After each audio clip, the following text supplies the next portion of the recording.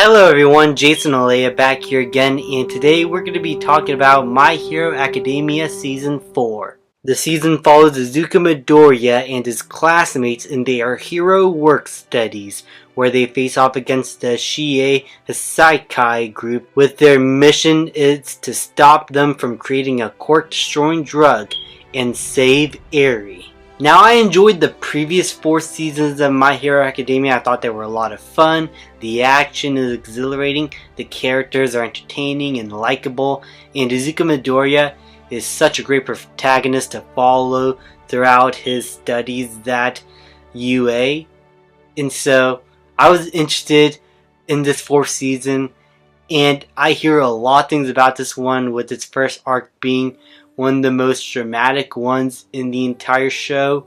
So I was very excited to watch it, and that first arc was absolutely phenomenal to me. I really like how it started, where we are introduced to a lot of these other new students and new heroes that are going to be a part of this story, and we are kind of unfocused with some of the other classmates from UA.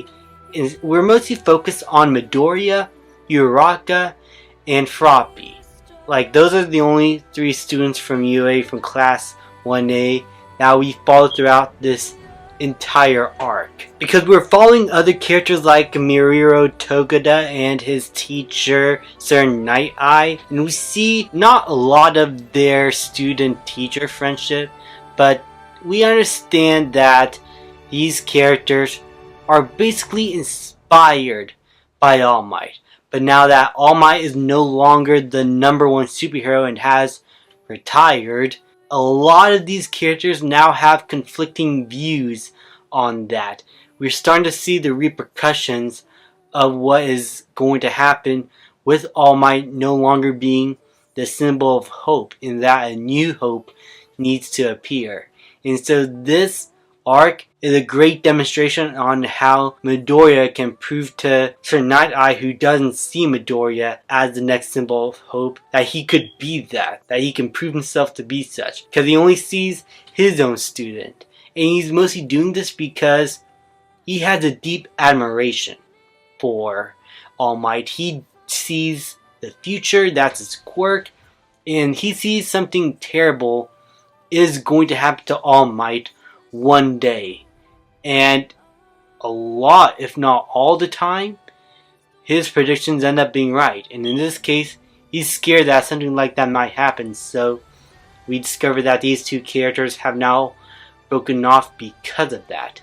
So our antagonist, because he's not a villain, he's the antagonist, serving as the opposite viewpoint of the hero that they basically have to prove wrong and overcome, as we see these 2 share conflicting viewpoints with each other. It is a great dynamic that show builds off strongly with. And it does so by having Togeda be a friend to Deku. We see these 2 characters actually get along. When they first meet, we see that they are in completely different fields of power and strength and speed, and Midoriya has to learn a lot from these older students, including him, and seeing him try to adapt his own strength and skills to whatever the situation calls for whenever he's around these students that he needs to prove himself to is very investing.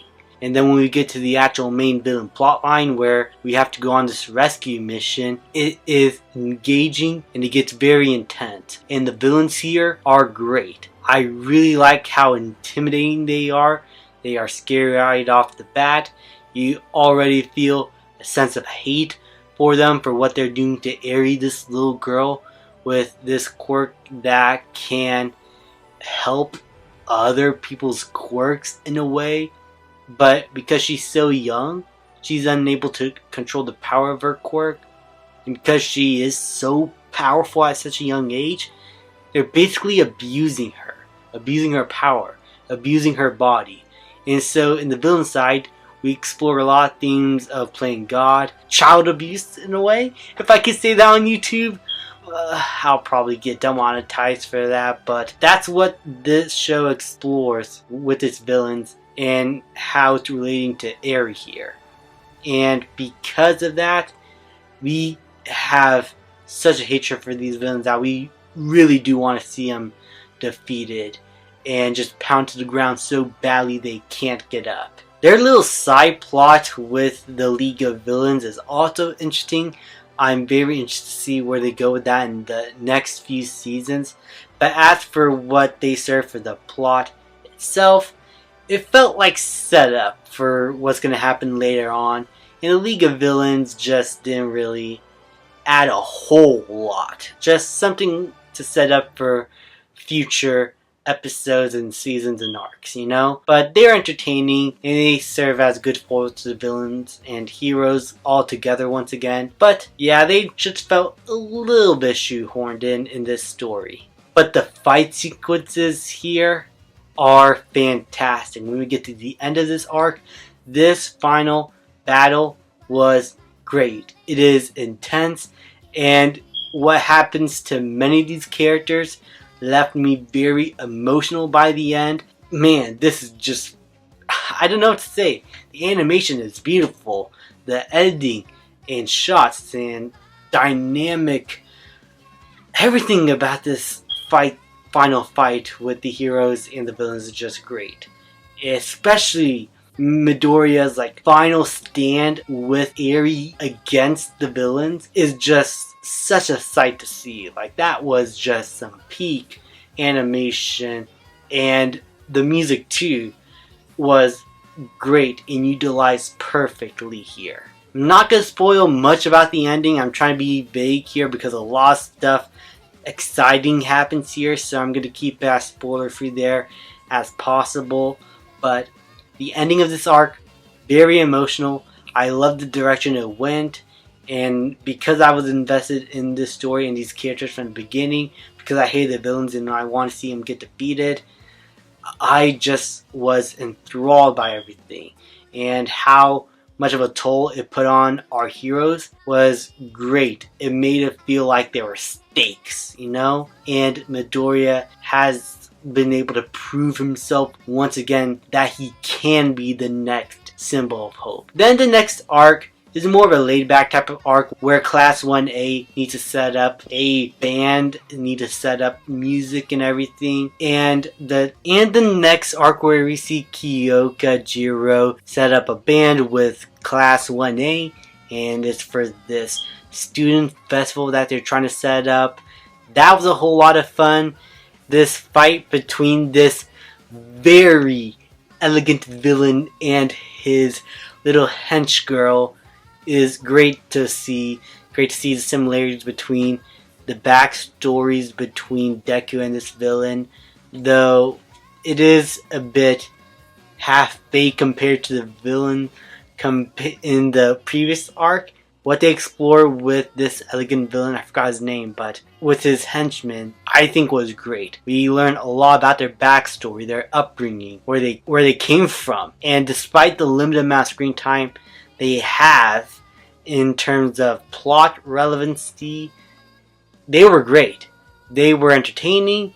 They were exciting to look at in terms of seeing their fighting abilities against Deku. It was a whole lot of fun to watch. And seeing Class 1A being able to once again banter with one another, get close as friends after such a dire arc was just a whole joy to watch. I really enjoyed this season. It was a lot of fun.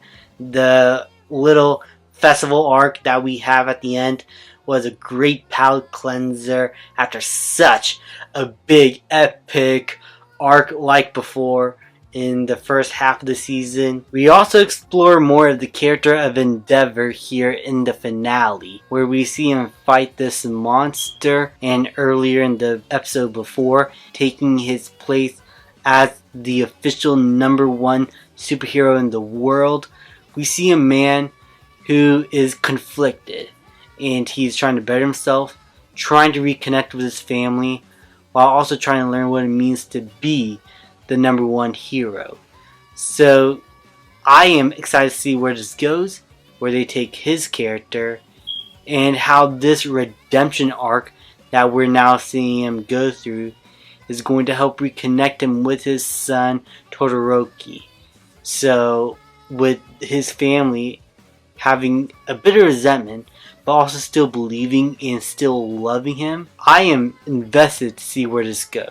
I hope that there's a happy ending for this, but like with most animes, I don't know. It's always unsure. So yeah, don't spoil it for me, guys. I want to see where this goes. This was everything I wanted from My Hero Academia Season 4, and it gave me more than what I expected, and it worked so well. I'm going to give Season 4 of My Hero Academia an A.